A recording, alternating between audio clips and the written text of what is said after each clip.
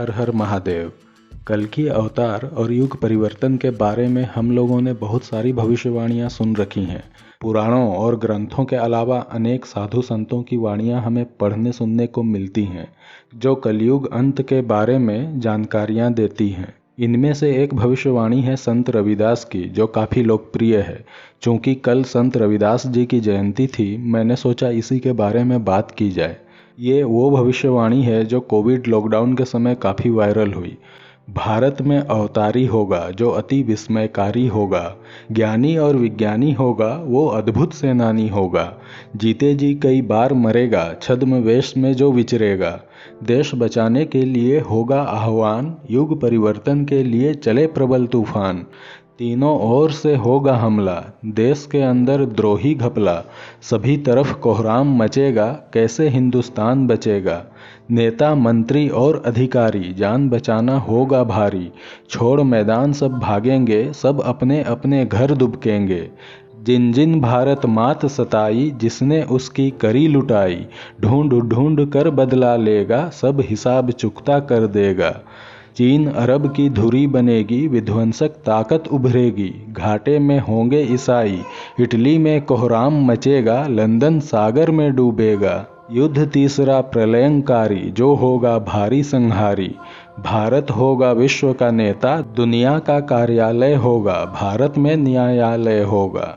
तब सतयुग दर्शन आएगा, संत राज सुख बरसाएगा, सहस्त्र वर्ष तक सतयुग लागे, विश्व गुरु भारत बन जागे।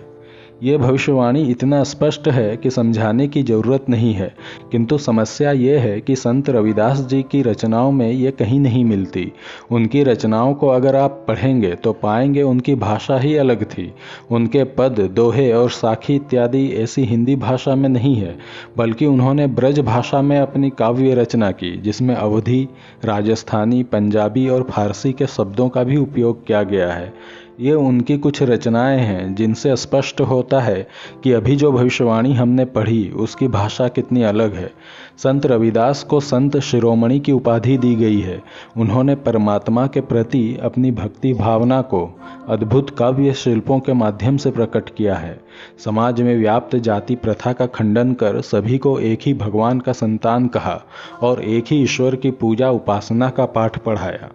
संत रविदास जी ने कोई भविष्यवाणी नहीं लिखी, और मान लिया जाए कि लिखी भी है तो ऐसी हिंदी में नहीं लिखी होगी जैसी हिंदी का स्वरूप आज हम देखते हैं।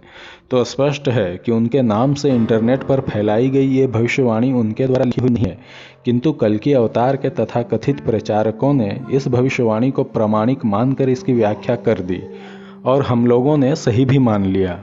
यूट्यूब पर युग परिवर्तन और कल्कि अवतार का मजाक बना दिया है हम लोगों ने।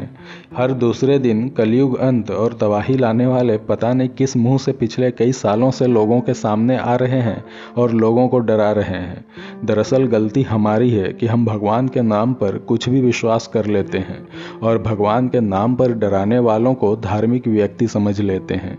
हमारी इसी मानसिकता के कारण पाखंडी लोग अपनी दुकान सजा लेते हैं और धंधा करने लगते हैं। कल्कि अवतार और युग परिवर्तन से आरंभ करके लोग जन्म कुंडली और हस्तरेखा देखकर भविष्य बताने के लिए लोगों से पैसे लेने लगते हैं। दूर बैठे बैठे ओरा जानकर भविष्य बताने का धंधा करने वालों की भी कमी नहीं है। मेरा मात्र ये कहना है कि अपनी भक्ति को किसी गुरु बाबा, पंथ या किसी व्यक्ति से नहीं जोड़ें। ये आपके और ईश्वर के बीच का संबंध है। उसमें किसी बिचौलिए की आवश्यकता नहीं है, क्योंकि बिचौलिया आपको भटका सकता है। उसे तो केवल धंधा करना है। आपको डराए बिना उसका धंधा नहीं चल सकता। कलयुग के अंत में सभी लोग मारे जाएंगे, ऐसा कहकर डराने वाले क्या यमराज से अभयदान पा चुके हैं? मृत्यु तो सबको आनी है। फिर मृत्यु के भय में जीना कौन सी बुद्धिमानी है? या मृत्यु के भय से ईश्वर की भक्ति करना कहाँ तक सार्थक है? कई साधु संत कहते हैं कि नाम जप करके तबाही से बचा जा सकता है, मगर वही साधु संत केवल दिखावे का नाम जप करते हैं। गेरुआ वस्त्र धारण करके व्यक्ति ये जताना चाहता है कि वो साधु है, जबकि जो वास्तव में साधु है उसे गेरुआ वस्त्र धारण करके दुनिया को बताने की आवश्यकता नहीं है। आप केवल नाम जप कीजिए और ज्ञान प्राप्ति या ईश्वर प्राप्ति हो जाए, तब फिर आकर हमें अपना साधुत्व दिखाइए। नाम जप तभी सार्थक है जब कर्म भी सात्विक हों। अभी वर्तमान में अधिकतर लोग YouTube पर ही सब कुछ सर्च कर रहे हैं, इसलिए कल्कि अवतार और युग परिवर्तन पर अनेकों चैनल बने हुए हैं। किंतु मैं कहूँगा कि YouTube के भविष्यवक्ताओं और साधु संतों पर विश्वास करके अपनी आत्मा को कलंकित करने से बेहतर है ईश्वर के साथ संबंध बनाइए। आज होगी तबाही, कल दिखेगा ये संकेत, परसों होगी सुनामी जैसी बातों से ऊपर उठिए, क्योंकि जो लोग इन संकेतों के भरोसे खुद के अंदर विश्वास भरने का प्रयास करते हैं वो कुछ भी कर लें, अपने अंदर छुपी परमात्मा के अंश को छू नहीं सकते। विश्वास करने के लिए बाहरी वस्तुओं की जरूरत नहीं है। भविष्यवाणियों को सुनकर थोड़ी देर के लिए कल्कि अवतार और युग परिवर्तन पर भरोसा तो पैदा हो जाएगा, मगर वह तुरंत मर भी जाएगा। युग परिवर्तन में हर किसी की भागीदारी पहले से निश्चित है। जिन लोगों को खुद में विश्वास जगाने के लिए भविष्यवाणियों की जरूरत पड़ रही है, क्या वो लोग इस युग परिवर्तन में सहयोग कर पाएंगे? मुझे ऐसा नहीं लगता। हमारी भक्ति भजन कीर्तन समारोह और साधु संतों के प्रवचनों तक सिमट गई है। भक्ति को हम व्यवहार में उतार नहीं पा रहे हैं। हर वक्त 24 घंटे नींद में भी परमात्मा से जुड़े होने का एहसास हमारे अस्तित्व पर छाया रहे, उसके लिए स्वयं को समर्पण करना आवश्यक है।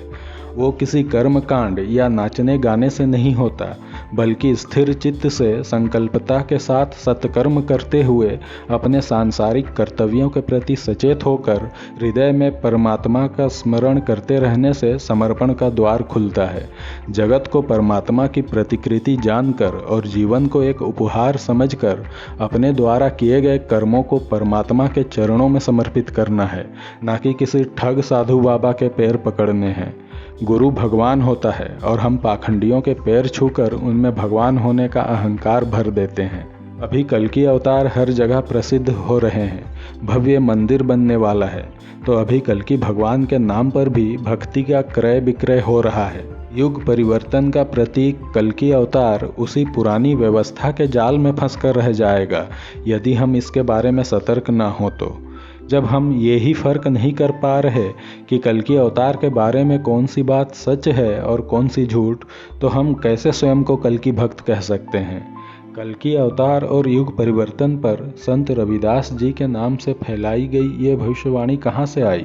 इसका स्रोत कहाँ है? क्या इसे बस किसी ने ऐसे ही लिख कर फैला दिया है? तो नहीं, इसका स्रोत है जय गुरुदेव जी, जिनका नारा है जय गुरुदेव सतयुग आएगा। भारत में अवतारी होगा वाली भविष्यवाणी उनके द्वारा कही गई है और वो कोई साधारण व्यक्ति नहीं थे। युग परिवर्तन हेतु अनेक आत्माओं को जागृत किया है जय गुरुदेव ने, तो इस भविष्यवाणी को पूरी तरह हम नकार भी नहीं सकते। कम से कम युग परिवर्तन के उद्देश्य को तो अनदेखा नहीं कर सकते। और हम सब जानते हैं कि यही वो समय है जब कल्कि अवतार का आगमन होने वाला है। यही वो कालखंड है जब एक युग समाप्त होगा और दूसरा आरंभ होगा। देर सबेर हर किसी को ये पता चलना ही है। हम भाग्यवान हैं कि हमें पहले से मालूम है। मैंने अपनी काल गणना में सब कुछ स्पष्ट कर बता रखा है कि कब क्या क्या होगा, और मैं उस पर आज भी कायम हूँ। इनके अलावा भविष्य मालिका और पुराणों में बताई गई बातों को भी नकार नहीं सकते। सब में कुछ न कुछ तथ्य ऐसे हैं जो सही साबित होंगे। तो जय गुरुदेव की बताई भविष्यवाणी में भी सही बातें कही गई हो सकती हैं। युग परिवर्तन के बारे में समाज में जैसी जागृति जय गुरुदेव ने लाई, वैसी ही जागृति कल्कि योद्धाओं में चाहिए। भविष्यवाणियाँ कोई भी हों, जब हम निश्चित हैं कि यही कल्कि अवतार के होने का समय है, तो दुविधाओं को समाप्त करते हुए युग परिवर्तन के प्रति समर्पित रहना होगा।